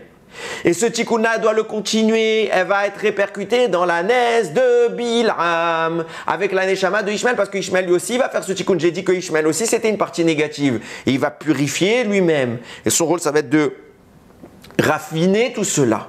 Et donc, qu'est-ce qu'il va faire? Il va se retrouver dans la neshama, dans la naisse à côté de Timna. Il va y avoir dans la naisse de Bilam, il va y avoir et Ishmael, et Timna qui est la source qui nourrit Esav. Donc on a et Ishmael et Esav. Viennent nous dire Rachamim, on sait qu'à l'époque messianique, Bezrat Hashem, Bimei Rabbi Amenu Bekarov, il va y avoir deux Mashiach. Un Mashiach ben Yosef, un Mashiach ben David. Le Rachamim pose la question, pourquoi deux? Pas un, ça suffisait pas un, pourquoi il faut deux? Réponse, parce qu'il y a deux forces du mal, il y a, nous dit le Kolator, il y a Esav et Ishmael, donc il faut deux pour s'occuper des deux. Esav, ce sera la descendance de Yosef, donc Mashiach ben Yosef, qui va s'occuper de lui. Ishmael, c'est Mashiach ben David. Et pourquoi c'est très important de préciser tout cela? Vous allez tout comprendre. On va comprendre que quand les forces du mal sont présentes, parfois pour les extraire, on a besoin d'une autre force du mal, de quelque chose de littéralement d'impur. Je vous ai dit tout à l'heure que Abraham, quand il va faire la Akedat Yitzhak, il va avoir un lien avec ce que tu es en train de faire Bilam. Et on ne comprenait pas, on comprend que l'ânesse de Bilam, c'est la maman de l'âne de Abraham. Ok, Abraham se lève tôt, il s'occupe lui-même de sangler son âne, Bilam fait pareil. Ok. Ou il y a un lien entre les deux, c'est que des anecdotes, tout ça. Abraham, il descend lui-même à la fin devant l'ânesse, il dit c'est moi qui m'en occupe. Pourquoi? Quel est le rapport? Vous allez voir comment c'est beau. Quand on analyse un petit peu les choses, on voit que Abraham, dans le processus de la Akedat Yitzhak, il va avoir à cœur de dégager les forces du mal. On voit ça. Quand Abraham est sur le point d'arriver au Har Moria, il va arriver à l'endroit, il va dire il y avait deux serviteurs avec lui, c'est Ishmaël et Eliezer. Il va dire, Abraham el Ne'arav, deux jeunes hommes qui l'accompagnent. Il va leur dire, chez vous la rempo imachamor, restez-vous ici avec l'âne. Vani va'anahar nelechat kovenishtachav venashuva alechem. Et moi, le jeune homme Yitzhak, on va aller se prosterner là-bas au Har Moria où Akadosh Baruch Hu nous a demandé d'aller et on revient. Viennent Chachamim, ils disent, pourquoi il leur a dit de rester à côté de l'âne? Meshulim la Chamor, parce que c'est un peuple qui ressemble au Chamor, à l'âne. Pourquoi il leur dit vous ressemblez à l'âne? Parce que le Midrash raconte que quand ils sont arrivés devant le Har Moria, Abraham il a vu que c'était là-bas qu'il devait aller. Comment il a su que c'était là-bas? Hashem lui a pas dit, il a vu la lumière là-bas. Il a vu l'aura divine. Lui il a vu, il a dit vous voyez quelque chose là-bas? Eux ils ont dit on voit rien du tout. Alors il a dit Meshulim la Chamor, vous êtes un peuple comparé à l'âne. Pourquoi vous êtes comparé à l'âne? Parce que l'âne, c'est pas une critique de forme. L'âne, c'est le mot âne en hébreu se dit Chamor, c'est les mêmes lettres que Chomer, la matérialité. Vous êtes trop encore matériel pour pouvoir voir la lumière là-bas. Donc vous êtes encore trop matériel, vous ne pouvez pas aller là-bas rester ici. Meshulim la Chamor. Pourquoi il ne veut pas qu'il vienne? C'est pas grave qu'il ne voit pas. Où est le problème? Non, puisque vous êtes Gashmi, puisque vous êtes matérialité, vous ne pouvez pas vous associer à l'événement qui va être 100% spirituel. Donc il s'adresse à ces deux personnes, il leur dit vous restez à côté du Chamor. C'est qui le peuple qui est comparé au Chamor? C'est Ishmaël, comme on l'a dit tout à l'heure, l'origine céleste de Ishmaël s'appelle Chamor. Meshulim la Chamor. Première étape de la Akedat Yitzhak, c'est quoi? On met Ishmaël de côté. Tu viens pas. Deuxième étape, on va prendre Yitzhak, on va le mettre sur un autel et on va le ligoter. On va le ligoter. Prends le ligote. Finalement, c'était ça la Akedat Yitzhak. En français, Rakeda, l'Arakod, c'est ligoter. En français, on l'appelle ça la ligature d'Yitzhak, de Isaac qu'ils mettent. La ligature. Parce que la seule mitzvah à ce moment-là, c'était de ligoter Yitzhak. Pourquoi? Parce que comme j'ai dit tout à l'heure, Abraham va commencer le processus de purification de l'âme et des fautes de l'histoire. Donc de là, il va expulser Ishmaël. Mais il reste encore des restes. Chez Yitzhak, il y a la Neshama qui doit venir, qui s'appelle Esav. Cette Neshama est une force du mal. Vient Abraham, il la ligote. Et seulement après l'avoir ligoté, muselé, il va prendre au final le bélier pour faire le sacrifice. Mais les forces du mal sont ligotées. Pourquoi? Parce que nous disent Chachamim, d'après la Kabbalah, tout le but de la Akedat Yitzhak était de prendre les forces de la rigueur, de les ligoter et de les brûler, pour les écarter. Quelqu'un m'a posé la question, mais en quoi le fait de ligoter, c'est un rapport avec Esav? Réponse. Je lui ai expliqué comme ça. Rapidement, c'est quelque chose que j'ai déjà pu évoquer. On sait que nous, les hommes, on a la mitzvah des tfilines. Quand on met les tfilines, on enroule une lanière et quelque part on ligote notre bras. On fait 7 tours autour du bras. Pourquoi on met les tfilines en faisant 7 tours? Ramim vont nous dire parce qu'il y a 7 forces du mal et il faut les ligoter. Il y a plusieurs autres raisons, ce n'est pas les seules. Mais les 7 tours, c'est les 7 forces du mal qui sont dans le monde qu'il faut ligoter. Ces 7 forces du mal, elles viennent du Satan, de la représentation de Esav. Et pourquoi ils sont dans notre bras? Et pourquoi pas les 2 bras alors? Parce qu'il faut que tu commences ta journée en ligotant les forces du mal. Alors ligote tes 2 mains. Les mains, c'est l'action. C'est pour ça que c'est sur les mains qu'on fait la ligature. Mais pourquoi il faut ligoter sur un seul des bras, sur le bras faible? Et pourquoi le bras faible? Première question. Et deuxième question, pourquoi existe-t-il un bras faible? Normalement, on pourrait concevoir qu'Hachem il ait fait 2 bras forts. Pourquoi vous êtes soit gaucher, soit droitier? Et il faut que les tfilines soient sur le bras faible. Ça veut dire que le gaucher, il les met à droite, le droitier les met à gauche. Pourquoi? Parce qu'il faut comprendre d'où vient le bras faible. Il vient du moment où Yaakov et Esav sont nés. Et quand Yaakov et Esav sont nés, c'est écrit que la main de Yaakov a tenu le pied d'Esav. Dans la cacheroute animale, il y a certains animaux qui vont représenter les 4 empires, les 4 exils du peuple juif. Le dernier exil qui représente Esav, c'est le chazir, le porc. Le porc est l'animal qui est en correspondance avec Esav dans les exils. Chachamim nous disent que pour manger un animal, il faut qu'il ait deux critères de cacheroute. Il faut qu'il ait les sabots fendus et qu'il soit ruminant. Un animal qui a les deux critères est cachère. Un animal qui n'a aucun des deux critères n'est pas cachère. Un animal qui a un seul des deux critères n'est pas cachère. Des animaux qui ont un seul critère, il y en a 4, nous dit la Torah. Parmi les 4, il y en a 3 dont le critère de cacheroute, c'est qu'ils ruminent, donc ils ont la bouche cachère, mais ils n'ont pas les sabots fendus. Il n'en existe qu'un seul qui a les pieds cachers, qui a les sabots fendus, mais qui ne rumine pas. C'est le chazir, le porc. Pourquoi? Parce qu'il représente Esav. Quel rapport? Parce qu'au moment où Yaakov il est né, il a attrapé le pied d'Esav, et par contact, il a transféré de la gdoucha de sa main au pied d'Esav. Et donc le représentant dans l'alimentation animale qui correspond à Esav, son pied est cachère. Le bas est cachère, mais le haut n'est pas cachère. C'est le seul qui a que le bas cachère. Le reste n'a pas été cachérisé. Mais parallèlement à la cachérisation que Yaakov va procurer à Esav en touchant son pied, Yaakov va être contaminé dans sa main et va créer une main faible. Dorénavant, on aura une main forte et une main faible. Je ne vais pas faire toute la démonstration que j'avais fait dans ce shiur, mais là-bas, c'était démontré que c'était la main gauche que Yaakov a tendue. Donc la main gauche de Yaakov est devenue la main faible. Pourquoi? Parce que dans sa main, excusez-moi, je parle en vrai parce que moi je suis gaucher, mais c'est pas grave. Donc dans la main gauche, l'impureté d'Esav a dominé et elle a affaibli. Donc il faudra mettre le tefillin et faire une ligature pour bloquer la main faible qui a les forces d'Esav. Pareil, c'est quoi la Akedat Yitzhak? C'est le moment où Akadosh Baruch Hu, où Avraham va bloquer Esav pour le mettre de côté pour pas qu'il participe. Qu'est-ce que c'est que la Akedat? C'est le moment où on a enlevé Ishmaël, on a enlevé Esav. Maintenant, ce Ishmaël-là, il est où? Il est dans l'ânesse. Ce Esav-là, son mérite, il se trouve où? Dans l'ânesse, au travers de Timna. Viens, Bilham, il dit, il faut que je ressuscite le mérite, enfin les forces du mal de Ishmaël et de Esav, pour m'en prendre à la descendance de Yaakov. Et viens, Hachem lui dit, mais c'est trop tard. Parce que quand il a fait la Hakeda, avec son âne, etc., il a dégagé ses forces du mal. Toi, tu veux les ramener? Regarde comment Akadosh Baruch Hu va te le faire à l'envers et qui va retourner ton esprit. Et que toi, tu crois que tu vas réussir, il va tout retourner. Nous dit le Zohar. Comment fonctionnaient les forces de Bilam? Comment Bilam arrivait-il par ses incantations, à faire des choses extraordinairement impures? Nous dit le Zohar.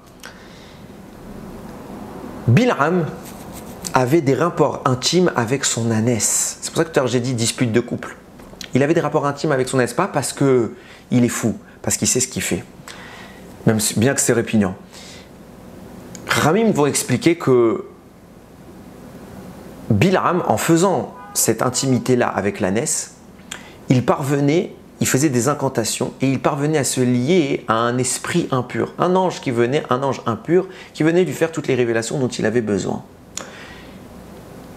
Pourquoi ça marchait? On a expliqué cette ânesse. Normalement, elle aurait dû être quelque chose de kadosh. Ça vient de Ben Hashmashot, c'est quelque chose de pur. Pourquoi ça marchait? Sans doute parce que, et c'est sans doute ça la raison, que Yaakov a donné cet animal à Bilam. C'est qu'à l'intérieur, il y a de l'impureté. Il y a les Neshamot encore à réparer qui ont encore cette impureté, Timna et Ishmaël. Et comme on explique depuis tout à l'heure, en s'unissant avec eux, il s'unissait avec l'impureté qui était à l'intérieur. Et donc, il arrivait à avoir la manifestation d'un malheur qui lui révélait tout ce qu'il avait besoin. Viens, Yaakov, il dit, je vais te faire un cadeau, Bilam.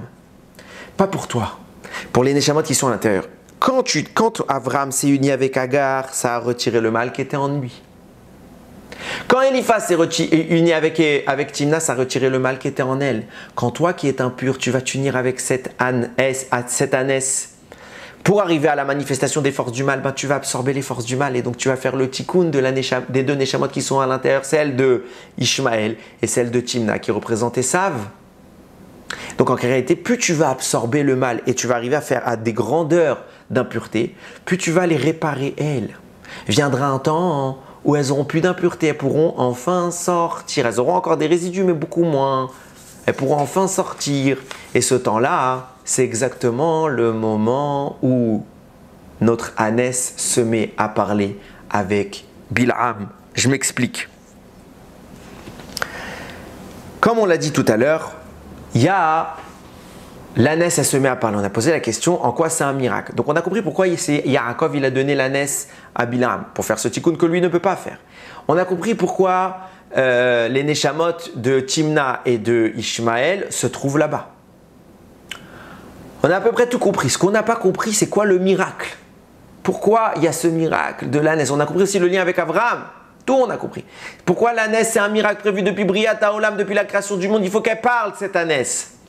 Qu'est-ce qui se passe à ce moment-là? On voit qu'il y a un changement qui est opéré. On voit que, j'ai dit en introduction au nom du soir, que quand Bilaam s'unissait avec l'ânesse, c'est pour ça qu'il faut absolument qu'elle vienne, parce que toutes ces forces du mal, il les tire de l'ânesse. Il y a un malard impur qui apparaît, qui lui permet des dévoilements. Ok. Maintenant, quand le malard il se dévoile devant l'ânesse tout à l'heure, on a parlé qu'au moment où elle a arrêté d'avancer, il y a un malard qui est apparu. Là-bas, c'est écrit quoi? Malach Hachem, un ange d'Hachem, Yud Ke Vav Ke, la miséricorde, la pureté, le miracle, le kadosh. C'est pas un malach impur, Malach Hachem. Ah? Pourquoi il n'y a plus la même manifestation? Pourquoi l'ânesse qu'elle provoque d'un coup? Puisque c'est elle qui le voit. On voit qu'il est lié avec elle. Il est lié avec elle. Pourquoi d'un coup c'est plus l'impureté? Parce que Bilam a récupéré toutes les forces du mal qui devait s'extirper de Ishmaël et de Timna. Qui vient tout de suite à ce moment-là? Un malach Hachem. C'est qui ce malach Hachem? D'après ce qu'on a dit tout à l'heure, c'est Avraham Avinu. Avec l'âne qu'il avait spirituellement, avec l'âne qui a commencé le travail d'expulsion des forces du mal, de Esav et de Ishmaël, il vient Avraham. Pourquoi il vient Avraham et personne d'autre? Parce qu'il vient terminer le travail. Il vient récupérer maintenant l'usufruit de cet investissement qu'il a commencé il y a des siècles. Il vient récupérer les Neshamot qui ont été purifiés. Timna, on t'a pas accepté de notre vivant, maintenant on t'accepte. Ça y est, t'es Théora, c'est moi qui viens te chercher pour te montrer que c'était pas contre le mal. C'est moi qui viens te chercher. Pareil, Ishmaël, c'est mon fils. Sa tchouva l'a servi à quelque chose. Il est purifié maintenant. Je viens les chercher pour terminer le travail. Et c'est pour ça que c'est plus Malach impur, c'est Malach Hachem. Vient le prix de Tzadik, il répond à notre question qu'on a posée tout à l'heure. Comment se fait-il que ce miracle extraordinaire de l'ouverture de la bouche de l'ânesse, en quoi c'est un miracle? C'est pas un miracle, c'est quelque chose de... Enfin, c'est un miracle, mais c'est pas un miracle que j'avais besoin de prévoir depuis Bereshit, au même niveau que le bâton. Si, on avait besoin de le prévoir. Pourquoi? C'est quoi le secret là-bas? C'est, nous dit le prix de Tzadik, c'est la capacité, parce que là c'est Malach Hachem qui parle. Et d'ailleurs, j'ai oublié de le préciser, le Rama Mipano dit que Timna elle a eu le mérite de parler avec le Malach Hachem, de parler avec Avraham Avinu. C'était ça son mérite, Bassof. C'est quoi le miracle de l'ouverture de la bouche de l'ânesse? C'est que l'ânesse, c'est ce qui représente la matérialité. Chamor, c'est Milachon Chomer, le matériel. Et c'est le plus bas niveau de matérialité dans lequel la parole divine va s'exprimer. Dieu ne parle pas avec l'impureté. Eh bien, c'est pas normal, parce que l'impureté, la matérialité vient bloquer la diffusion du divin. Et là, il se passe quoi? Il se passe que subitement, dans l'ânesse, il va y avoir la gdoucha, la parole d'Hachem qui va sortir. Piaton. La bouche de l'ânesse, c'est celle qui transgresse les barrières des mondes pour permettre au divin de s'exprimer malgré toutes les frontières. Nous dit le prix Tzadik, qu'est-ce qui va se passer par la suite? Bilam, il va hériter de Pi Ha'aton, la bouche de l'ânesse. Maintenant, il se passe quoi? L'ânesse, tout de suite, elle meurt. On a posé la question comment ça se fait qu'elle meurt? Parce que pour problème d'Avodazara, réponse également. Pourquoi elle est morte tout de suite? Parce qu'il fallait que les deux Neshamot qui étaient à l'intérieur, qui nourrissaient Bilam jusqu'à maintenant, elles sont purifiées. Elles n'ont plus de raison de rester là. Il faut qu'elles sortent. Donc l'ânesse, elle meurt pour libérer les deux Neshamot. Ah, et pourquoi Bilam, il reste en vie? Il aurait dû mourir? Non! Parce que Bilam, doit terminer son travail. Parce que c'était quoi ce travail-là? Tu as purifié la bouche de l'ânesse. Tu as purifié les Neshamot. Maintenant, ces Neshamot, elles ont quelque chose à dire au monde. Elles ont quelque chose à dire au monde. Nous dit le prix de Tzadik Pi, Gematriat 90. Valeur numérique 90. C'est la même Gematria quand je rajoute le collège. J'ai déjà expliqué ce que c'était le collège 100 fois. On rajoute 1. Il y a une raison à cela. C'est la même Gematria que Malach. La bouche de l'ânesse se greffe à sa mort sur Bilham. Et subitement, Bilham va commencer à parler du message que l'ânesse avait à transmettre au monde. C'est quoi le message que l'ânesse elle avait à transmettre au monde, Rabotai? C'est quoi? Le but de l'ânesse était de purifier les Neshamot, les sources qui nourrissent Esav et Ishmaël. Le but de l'ânesse était de permettre que, malgré la distance avec Hachem, on puisse malgré tout entendre sa parole. Et qu'est-ce qu'on va entendre de cette parole-là? J'ai dit tout à l'heure que pourquoi il y aura deux Mashiach? Parce qu'il y a deux ennemis, Esav et Ishmaël. Maintenant que Esav et Ishmaël, on a fait ce tikkun-là de leur source, Pi'aton, elle a quelque chose à dire au monde. Maintenant que les forces du mal, on a réussi à les scinder des forces du bien, alors la force du bien qui va s'opposer à eux peut germer. Le Rambam écrit dans Ilchot Melachim, chapitre 11, Halacha 1, d'où on a dans la Torah la preuve que Mashiach il arrive. Où est-ce que la Torah a annoncé la preuve de Mashiach? Dans les prophéties de Bilam. C'est pas Moshe le premier qui l'a dit, c'est pas Abraham, c'est pas Yitzhak, c'est pas Yaakov, Bilam. Bilam. Et regardez comment les choses sont importantes. L'ânesse est en train de dire à Bilam, n'est-ce pas que je suis l'ânesse qui jusqu'à maintenant t'a accompagné? Ça veut dire quoi jusqu'à maintenant? Ça veut dire quoi? Elle lui dit, mais j'ai jamais fait ça jusqu'à maintenant de m'arrêter, je faisais toujours ce que tu me demandais, n'est-ce pas que jusqu'à maintenant je t'accompagne? Ça veut dire quoi jusqu'à maintenant? Ça veut dire jusqu'à maintenant tu avais quelque chose à profiter de moi, il y avait des forces du mal. Mais maintenant que les forces du mal se retirent, tu n'as plus de choses à profiter de moi.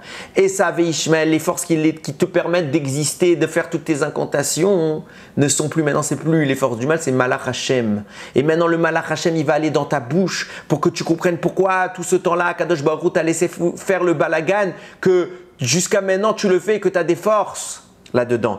Je vais transformer tes forces du mal en forces du bien et tu vas proclamer au monde quelque chose. Qu'est-ce qu'il va dire Bilham? La première personne à faire cette prophétie, il va dire, regardez la prophétie de Bilham, elle est très parlante. Er'enu velorata. Je le vois, mais il n'est pas pour maintenant. Ashurenu velokarov. Je le distingue, mais il n'est pas proche. Bilham est en train de dire, il y a quelque chose qui se profile au loin. À la fin des temps. Darar Korav Yaakov s'élance un astre, une étoile parmi Yaakov. Vekam Shevet mi Israël, et se lève une tribu chez Israël. C'est quelle tribu doit se lever chez Israël? La tribu de Yehuda qui doit faire venir Mashiach. Elle se lève. Pourquoi elle se lève? Parce que d'elle, il va y avoir un homme qui va se lever. Et de même, juste avant, Darar Korav Yaakov, une étoile s'élance chez Yaakov. Qui a fait le rêve des étoiles? Qui a vu les astres se prosterner? C'est Yosef. Et c'est pas encore explicite. Qu'est-ce qu'il dit ensuite? Umaratz Paate Moav. Et il va écraser les sommités, ils ont mis, de Moav. Moav, c'est un des peuples qu'on aurait dû conquérir quand on a fait la conquête d'Israël. Hachem a dit pas maintenant, on attend pour Mashiach. Moshe Rabbeinu, tu ne touches pas à Moav, on attend Mashiach. Ah, qu'est-ce qu'il annonce? Il y a quelque chose qui se profile au loin, qui n'est pas pour maintenant. Deux personnes, deux choses se dressent. Une étoile chez Yaakov, une tribu chez Israël. Nous dit le Gaon de Vilna de qui on parle. On parle Mashiach ben Yosef, Mashiach ben David. Et ils vont venir pour détruire Moav à la fin des temps. Pourquoi Bilam il nous parle de tout ça? Pourquoi les prophéties de Bilam c'est ça? C'est la fin des temps, c'est Mashiach. Parce que les deux forces qui s'opposaient à Mashiach, c'est lui qui a été les libérés. Et on croit que tout ça c'est quelque chose de négatif, c'est quelque chose de positif. C'est quelque chose de positif. Et nous on le voit comme mal. Pourquoi? Parce qu'on n'a pas les yeux pour voir. On n'a pas les yeux pour voir. Mais, qu'est-ce qu'a fait Timna? Qu'est-ce qu'a fait Tamar? Qu'est-ce qu'a fait Rachel? Qu'est-ce qu'a fait Sarah? Elle s'était prête à tout perdre pour voir ça. Tout perdre pour voir ça. Tellement c'est chachouv. Que nous, on voit tout ça comme étant quelque chose de mauvais et qu'au final, c'est quelque chose d'extraordinaire. Qu'Akadosh Baruch Hu est en train d'organiser son monde. Il est en train de préparer la Biat HaMashiach. Alors, je ne suis pas encore en train une fois du tout de faire une prophétie sur Mashiach. Et il est vrai que beaucoup de rabbanim font des prophéties sur Mashiach. Et quand on analyse les faits, on dit « Ah, ils se sont tous trompés ». En 5785, il y a toutes les générations, il y a eu quelqu'un qui nous a dit Mashiach, il n'est pas venu. Personne ne s'est trompé. Ils avaient tous raison. Mashiach, à chaque fois qu'ils ont dit qu'il devait venir, il devait venir. Seulement, on n'est pas allé le chercher. Seulement, on n'a pas eu les yeux pour voir. On n'a pas eu cette capacité de voir que même quand le mal, il est là, c'est les tovatenu. Quand je vois qu'il nous aime, et tout ce qu'il veut, c'est Mashiach. Pourquoi? Pour qu'on le reconnaisse, qu'on le voit. Comme il a dit, je ne sais pas que je vous mets de côté, que je mets Timna de côté. c'est que tu n'es pas encore prête à le voir. C'est pas que je mets Ishmaël de côté, mais vous ne voyez pas la lumière, mais je veux que vous voyez la lumière. Et il a créé Piahaton, la bouche de l'ânesse, qui fait que même quand on est loin, Akadosh Baruch Hu va nous permettre de parler avec lui. Le plus bas d'entre nous peut parler avec Akadosh Baruch Hu, c'est pas énorme. C'est ça le miracle qui a été prévu depuis Ben Hashmashot, depuis la Briat Haolam, depuis la création du monde. Alors à Botaï, on a une bouche, nous aussi, pour parler avec Akadosh Baruch Hu. On prie, on s'en sert, on s'approche d'Akadosh Baruch Hu. Combien notre travail il doit être grand pour travailler, se rapprocher, se faire ce dévoilement. Et quand on sait se servir de cette piahaton, cette bouche de l'ânesse, alors, Vaïgalena, Hachem, il a dévoilé ses yeux, il a débridé ses yeux pour qu'on voit la Gdusha. Il raconte qu'on ait tous le srout de se servir de cette parole divine qui vient nous sanctifier pour avoir les yeux purs et voir la Géoula se profiler, se concrétiser devant nous. Bimera beyamenu, Baruch Adonai Leolam, Amen ve Amen.